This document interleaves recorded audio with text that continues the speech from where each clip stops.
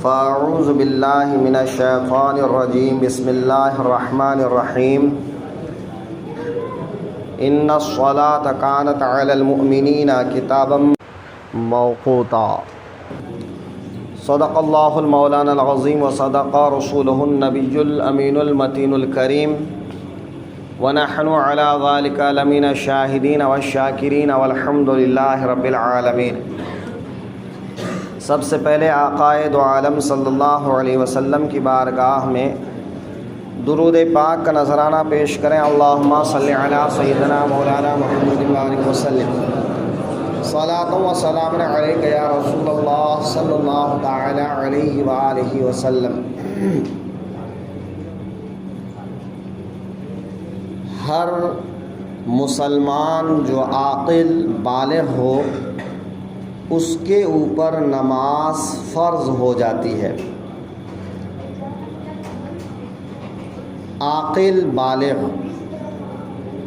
تو عاقل کا مطلب یہ ہے کہ وہ دیوانہ پاگل نہ ہو، چونکہ جو شخص دیوانہ ہوتا ہے، پاگل ہوتا ہے، وہ مرفوع القلم ہوتا ہے، شریعت کے احکام اس پر نافذ نہیں ہوتے۔ اور مسلمان کہ جو مسلمان نہیں، اس کے لیے بھی شریعت کے احکام نافذ نہیں ہوتے ہیں۔ ان کے لیے صرف یہ ہے کہ وہ پہلے اسلام قبول کرے۔ بالغ تو نابالغ بچوں پر، چاہے وہ لڑکا ہو یا لڑکی، ان کے اوپر نماز فرض نہیں ہوتی۔ بالغ کب ہوتے ہیں؟ تو عمر کے لحاظ سے لڑکیوں کے لیے 9 سال سے لے کر 12-15 تک، اور لڑکوں کے لیے 12 سے لے کے 15 تک، یعنی لڑکا ہو یا لڑکی دونوں کے لیے 15 سال کی عمر آخری حد ہے کہ اگر اس کے پہلے بالغ ہونے کی علامت ظاہر ہو گئی تو اس کو بالغ مانا جائے گا۔ اسی دن سے اس کے اوپر شریعت کے تمام احکام نافذ ہوں گے، اور اگر کوئی علامت ظاہر نہیں ہوئی تو 15 سال جس دن پورے ہو جائیں گے، اس دن سے اب شریعت کے تمام احکام اس کے لیے نافذ ہو جائیں گے۔ علامتیں کیا ہیں؟ تو لڑکا یا لڑکی جب اس کی شادی ہو جائے تو وہ بچے کے ماں باپ بن جائیں۔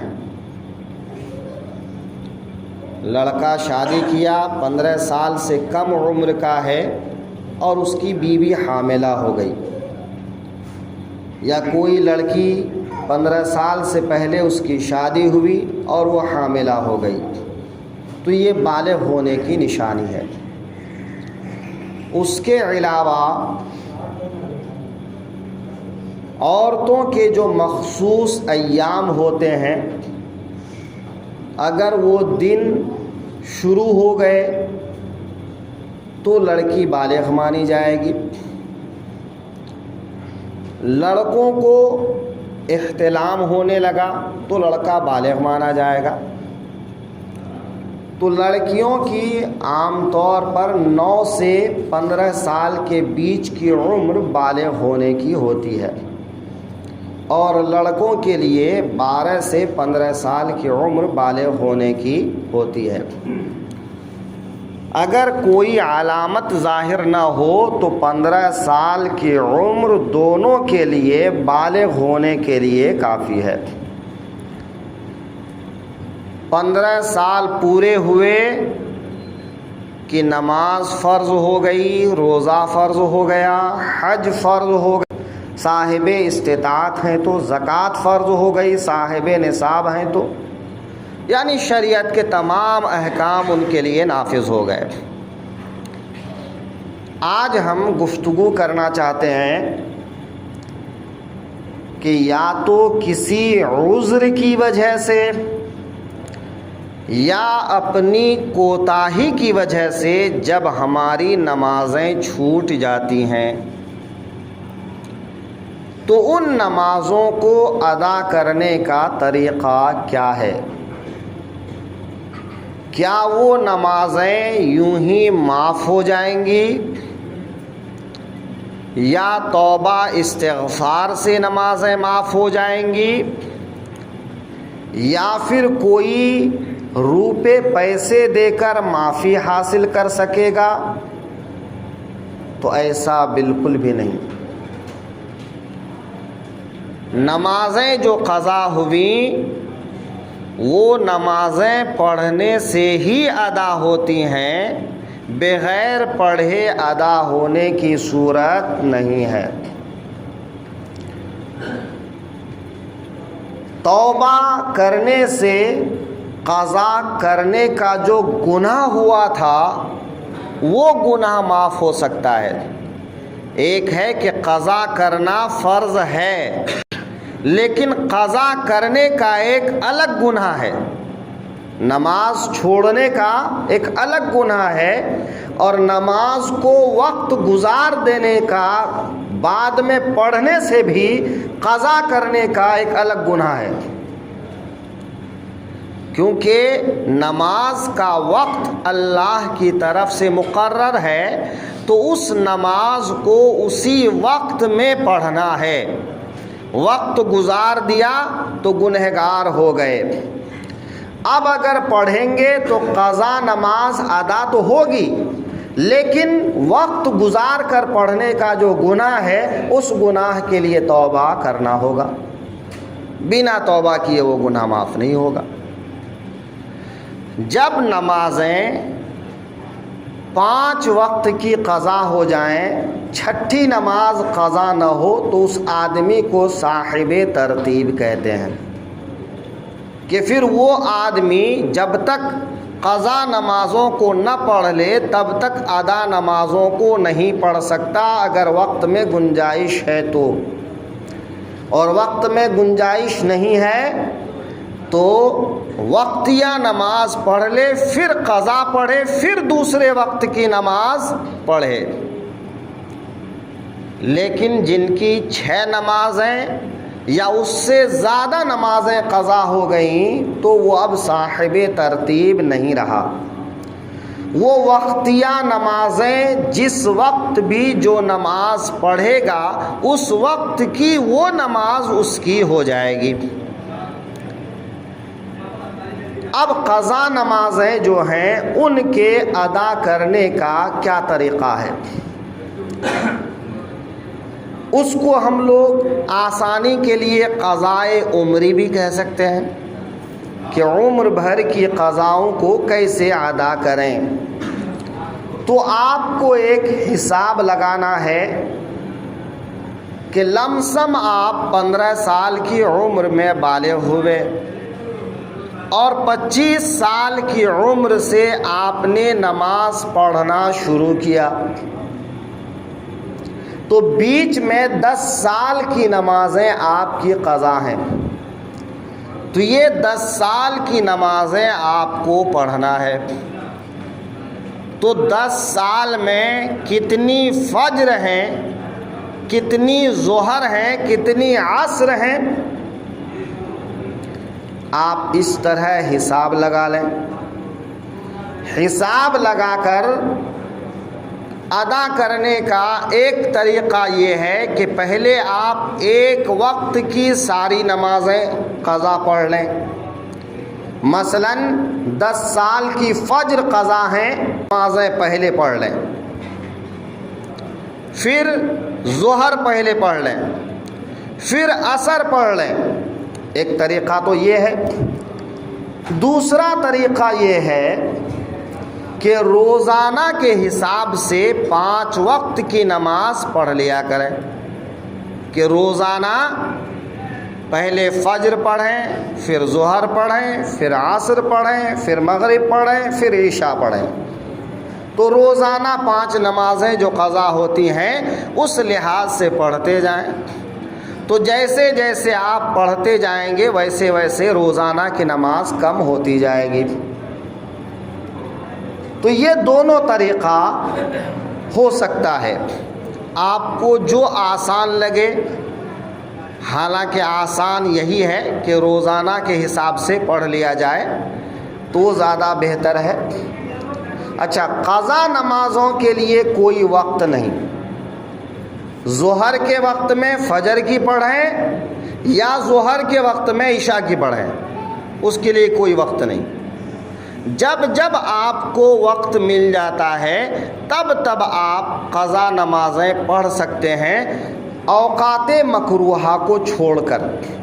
کہ جن اوقات میں نماز پڑھنا مکروہ ہے ان 3 اوقات کو چھوڑ کر باقی سب وقت میں آپ اپنی قضا نمازیں پڑھ سکتے ہیں. تو قضا نمازوں کے پڑھنے کا یہ 2 طریقہ ہو گیا. اس کی نیت کیسے کریں؟ تو نیت آپ اس طرح سے بھی کر سکتے ہیں کہ سب سے پہلی فجر کی نماز جو میرے اوپر ہے اس کو ادا کرتا ہوں. ایسے ہی ظہر، ایسے ہی عصر، سب سے پہلی ایک آپ نے پڑھ لیا، وہ سر سے اتر گئی.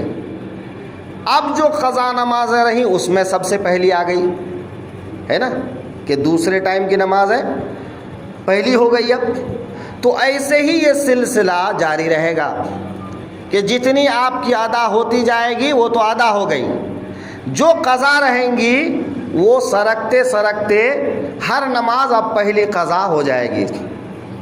تو آپ اس طرح سے بھی نیت کر سکتے ہیں، یا پھر آپ نیچے کی طرف سے جائیں کہ ہر آخری فرض کی نماز، یعنی وہ آخری فرض فجر کی نماز جو میرے اوپر قضا ہے میں اس کو پڑھ رہا ہوں، آخری ظہر کی نماز جو میرے اوپر باقی ہے میں اس کو پڑھ رہا ہوں، آخری عصر کی نماز جو میرے اوپر ہے اس کو پڑھ رہا ہوں. ایک پڑھ لیا تو اب دوسری اس کی جگہ آ گئی، آخری ہو گئی، تیسری اس کی جگہ آ جائے گی، چوتھی پھر اس کی جگہ آ جائے گی. تو جتنی آپ پڑھتے جائیں گے اگلی نماز آپ کی آخری ہوتی جائے گی. تو دونوں طریقہ ہے کہ چاہے تو آپ اوپر سے شروع کریں نیچے کی طرف آ جائیں، یا نیچے سے شروع کریں اور اوپر کی طرف چلے جائیں. نیت کرنے کا یہ طریقہ ہوا. پڑھنے میں 4 طرح کی آسانی علماء اور فقہا نے بیان کیے ہیں. پہلی آسانی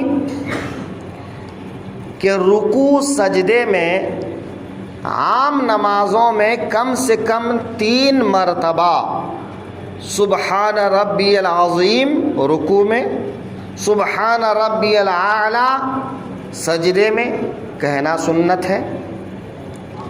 لیکن جس کی نمازیں زیادہ قضا ہوں اگر وہ 3 مرتبہ کے بجائے 1 مرتبہ کہہ لیں تو کافی ہے. سبحان ربی العظیم رکوع میں 1 مرتبہ، سبحان ربی الاعلی سجدے میں 1 مرتبہ. یہ پہلی آسانی ہے کہ 3 دفعہ کہنے کے بجائے اگر 1 دفعہ بھی کہہ لیں تو کافی ہو جائے گا. دوسری آسانی یہ ہے کہ جو نمازیں 4 رکعت والی ہیں یا 3 رکعت والی ہیں تو پہلی دونوں رکعتوں میں سورہ فاتحہ کے بعد سورت ملانا واجب ہے، تو وہ ادا میں بھی ملانا ہے اور قضا میں بھی ملانا ہے. آخری 2 رکعت یا آخری 1 رکعت، 4 رکعت والی کے لیے آخر میں 2 رکعت بچتی ہے اور 3 رکعت والی کے لیے آخر میں 1 رکعت بچتی ہے. تو اس 2 یا 1 رکعت میں الحمدللہ کے بعد کوئی سورت تو نہیں ملانا ہے، لیکن الحمدللہ پڑھنا تو ہے. بے ادا نمازوں میں کیا ہے کہ الحمدللہ پڑھنا ہے. تو الحمدللہ پوری سورت پڑھنے کے بجائے 3 بار سبحان اللہ سبحان اللہ سبحان اللہ کہہ لینا کافی ہو جائے گا. ہے نا؟ سمجھے آپ؟ الحمد نہ پڑھ کے 3 بار سبحان اللہ کہہ لینے سے کافی ہو جائے گا. یعنی پہلی دونوں رکعت میں الحمدللہ بھی پڑھنا ہے، سورت بھی پڑھنا ہے. آخری 2 رکعت میں یا 1 رکعت میں الحمدو پڑھنے کے بجائے، چونکہ اس میں سورت ملانا تو ہے ہی نہیں، تو الحمدو پڑھنے کے بجائے سبحان اللہ سبحان اللہ سبحان اللہ 3 بار کہہ لینے سے کافی ہو جائے گا. تو الحمدو کے بجائے 3 بار سبحان اللہ کہنا یہ آسانی ہے، تو دوسری آسانی ہو گئی. تیسری آسانی یہ ہے کہ قضا نمازوں میں فرض کے ساتھ ساتھ وتر کی نماز بھی قضا کرنا ہے. وتر کی نماز بھی قضا پڑھنا ہے. فجر کی 2 فرض، ظہر کی 4 فرض، عصر کی 4 فرض، مغرب کی 3 فرض، عشاء کی 4 فرض اور 3 وتر. 4 فرض اور 3 وتر. تو 4 فرض تو آپ نے پڑھ لیے جیسا بتایا. 3 وتر میں تیسری آسانی ہے. وتر کی 3 رکعت میں کیا آسانی ہے کہ پہلی دونوں رکعت میں الحمدللہ کے بعد سورہ ملانا ہے، تیسری رکعت میں بھی الحمدللہ کے بعد سورہ ملانا ہے. لیکن تیسری رکعت میں رکوع میں جانے سے پہلے 1 مرتبہ اللہ اکبر کہنا، جس کو تکبیر کہتے ہیں، تکبیر قنوت. تو تکبیر قنوت کہنا اور اس کے بعد میں دعائے قنوت پڑھنا یہ واجب ہے. لیکن جس کی زیادہ نمازیں قضا ہوں، اگر وہ پوری دعائے قنوت پڑھنے کے بجائے اللہم اغفر لی اللہم اغفر لی یہ 3 بار کہہ لے تو کافی ہو جائے گا. پوری دعائے قنوت کے بجائے 3 بار کیا کہہ لے؟ اللہم اغفر لی یا ربنا اغفر لی، ہے نا؟ تو نماز ہو جائے گی. تیسری آسانی ہو گئی. یہاں ایک بات اور بتا دیں کہ اگر آپ قضا نمازیں پڑھتے ہیں تو تنہائی میں پڑھنا زیادہ اچھا ہے. اگر مسجد میں پڑھتے ہیں تو کسی کو بتانے کی ضرورت نہیں کہ میں قضا پڑھ رہا ہوں، کیونکہ نماز قضا کرنا بھی گناہ ہے اور یہ کسی کو بتانا بھی گناہ ہے نا؟ گناہ کا اعلان بھی گناہ ہے. لہٰذا کسی کو بتانے کی ضرورت نہیں.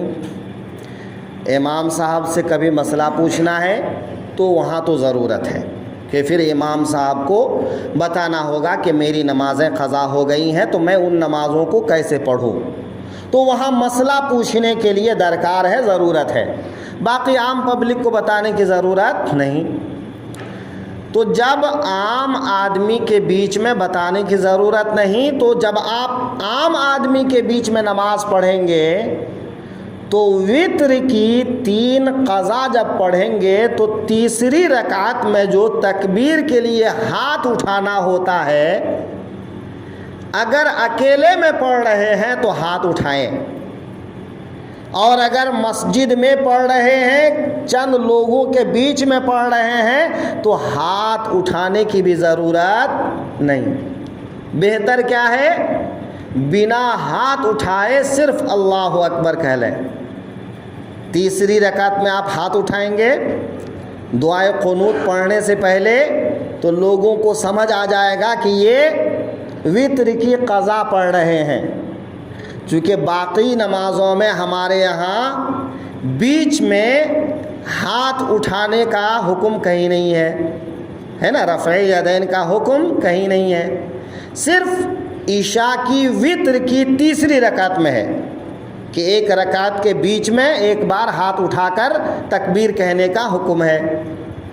تو لوگوں کو معلوم ہو جائے گا کہ یہ قضا پڑھ رہے ہیں، اس لیے بہتر کیا ہے کہ بنا ہاتھ اٹھائے اللہ اکبر کہہ لیں، اور اس کے بعد یا تو دعائے قنوت پڑھیں یا اللہم اغفر لی ربنا اغفر لی 3 بار کہہ لیں، کافی ہو جائے گا، ہے نا۔